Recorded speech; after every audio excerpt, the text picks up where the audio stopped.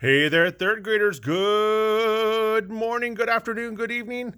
Today we are working on, let's see, it is week 4, day 2. And we are reading Dog of the Sea Waves, and I hope you enjoyed it, reading that yesterday. Our target skill this week is going to be author's purpose. Now, remember, when we talk about the author's purpose, what I'm saying is the person who wrote the story, the author, why did they write it? What was their purpose for writing the story? And if some of you will remember, and you're probably shouting this word at your screen right now, you're probably shouting the word pie. You're saying pie, pie, pie, pie, pie. And remember, we talked about pie being a mnemonic device or an acronym. And what it does is each one of these letters stands for one of the reasons why an author might write something. Do you remember what P stands for? When you're trying to convince somebody or you're trying to make them see things your way, it's called persuading. So one reason why an author might write a piece of literature is to persuade. They're trying to get you to see things their way. They're trying to make you make a change. The I, do you remember what I was for? Inform. Very good. And when you're informing somebody, you're just telling them, like, hey, I want you to know more about this topic. So I'm just going to give you some information. And with persuade, there's definitely the author is trying to get you to see things their way. They're trying to convince you of something. To inform, they're just giving you all the facts. So that's the difference between these two purposes here. And the last one is to entertain. And that means I'm just going to tell you a cool story. Like, it's just a cool story. I'm not trying to make you believe a certain way or act a certain way. I'm not just giving you facts. I'm just telling you a story.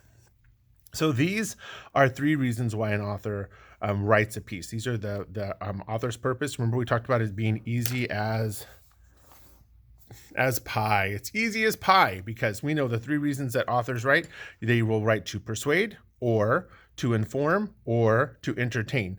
Now, sometimes what'll happen, you'll notice throughout the piece of a writing piece as you read it, you'll see there's parts of it or they're just informing, and there's parts of it that are entertaining, there's parts of it that could be persuading. So all of these pieces, sometimes they all kind of play together a little bit, but the overall message from the piece is usually pretty easy to tell if they're trying to persuade you, to inform you, or to entertain you. Very good. So those are our target skills. Now, our reading skill this week, what we're going to be working on, especially today, is we're going to be working on inferences. Now, when you make an inference, what you're doing is you're taking what readers are doing is they're looking at the words that the author wrote. So we're going to take these words that the author wrote, and we're also going to look at the illustrations.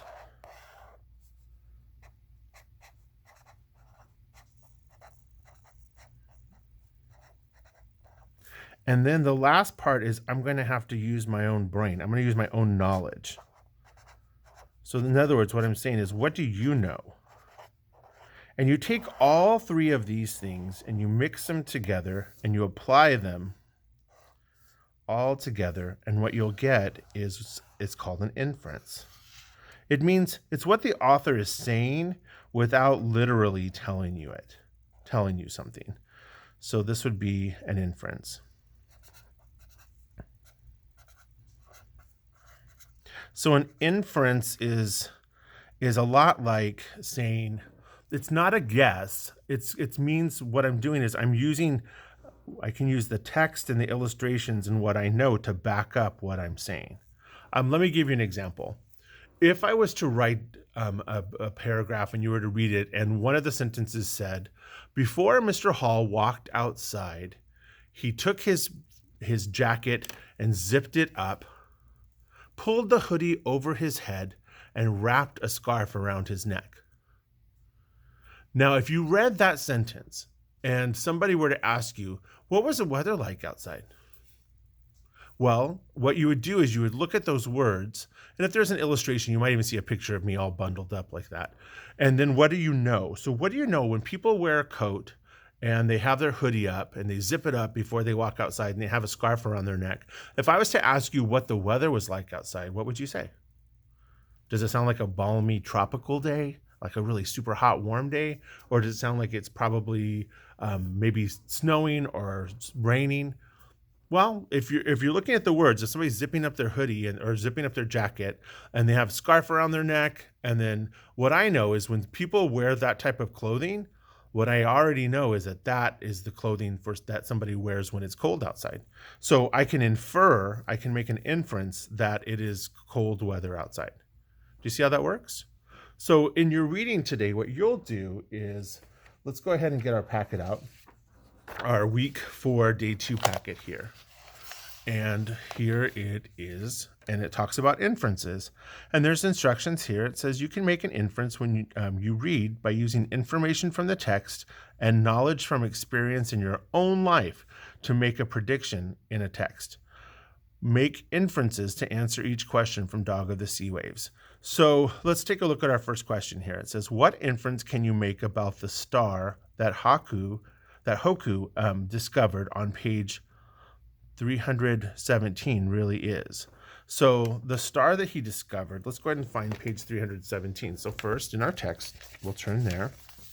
So here is 317, and I'm going to take a look at the illustration. At the illustration here, I can see that there's one of the brothers is pointing up. So that must be Hoku there, because he's the one that discovered it.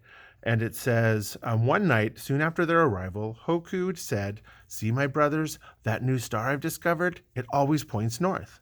Everyone except Manu looked up at the sparkling North Star. Everyone except Manu began talking excitedly about all the other new things they had discovered. "New things," Manu exclaimed. "I miss the old things. Where are the coconuts, the bananas, the sweet potatoes? And how about the pigs and the chickens and the dogs?" "We'll go home and bring these back here with us," said Hoku. Okay, let's stop there. So here's where they're talking about the star. And it says, everyone except Manu looked up at the sparkling North Star. So I know that the star that he's talking about is the North Star. Now, for those people that don't have a lot of background knowledge about the North Star, the North Star is one of the brightest stars in the sky. For years and years and years, travelers have used this star to guide them to find north on their maps. And so what inference can you make about the star that Hoku discovered on page 3, what it really is? So we could infer that it is the North Star. So I would say, it says that you can make, so I would say I can infer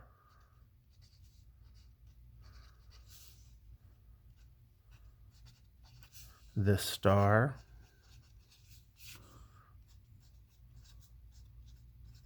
Hoku discovered. Do you see how I'm just rewriting the sentence? And then it says he discovered it on page 317, so I'm going to add that on page 317 is really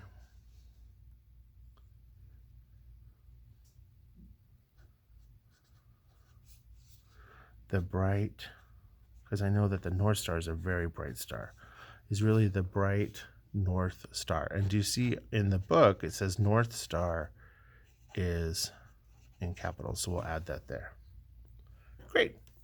Now, on the next question, it says, what inference can you make about what type of animal Dog of the Sea Waves really is? So remember when he sees that animal that's laying on the beach, he had never seen one before, and he said it looks like a dog, but what can we infer using the illustrations and what you already know? They never really say what animal it is in the story, but we can infer very easily that this animal that they're talking about is a what? So then you'll take it from there.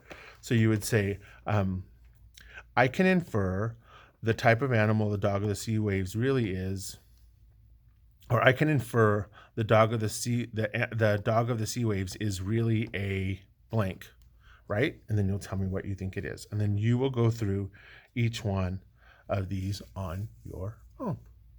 Make sure that you reference the text. When I talk about referencing the text, that means look back in the story to help you out. The illustrations and the text will definitely help you make your inferences. You have to look at the text, look at the illustrations, and then think. You got to think in your own brain. What do you know about all these things? So when you see this type of an animal, for that next question. It's pretty easy. Most of you will get this one pretty easily. All right, so that is your task for today for reading, is to look back in the story and finish up your inferences here. When you are done with this, there are a couple of other videos that you might want to access that are on the page as well. All right, I hope you have a fabulous day. And based on the information that I've given you here, and knowing how smart each of you are, I can infer you are going to have a great day. Bye for now.